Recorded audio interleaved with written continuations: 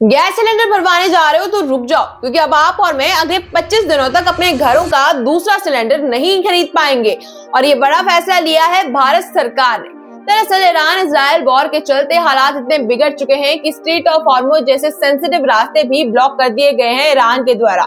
Street of Hormuz एक ऐसा रास्ता था जहां से दुनिया का 20% क्रूड ऑयल ट्रांसपोर्ट होता था, और इस सप्लाई चेन के टूटने से ऑयल शॉर्टेज का खतरा पैदा हो चुका है और ये खतरा भारत पर मंडरा रहा है। फिलहाल सरकार का कहना है कि इतनी टेंशन की बात नहीं है। अभी तक जो लोग टेंशन में घूम रहे हैं, बावले हो चुके हैं, उन्हें शांत रहना चाहिए।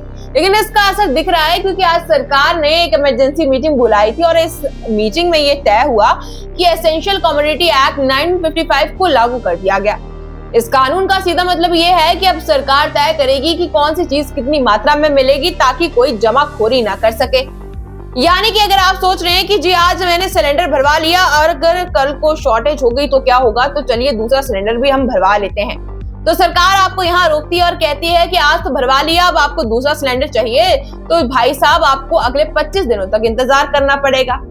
और इन क्राइसिस का असली असर तो नजर आ रहा है मुंबई, बेंगलुरु जैसे शहरों में, जहां पर हमारे जितने भी होटल्स हैं वो बंद कर दिए गए हैं।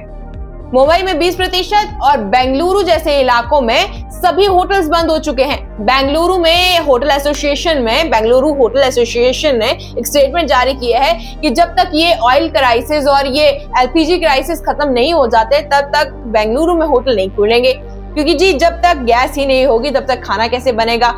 और महंगाई भी बढ़ चुके हैं, क्योंकि गैस सिलेंडर अब 60 रुपए बढ़ चुके हैं। मान लीजिए आज आप 800 का सिलेंडर खरीद रहे हैं तो कल आपको 60 में यानी 860 रुपए में खरीदना होगा।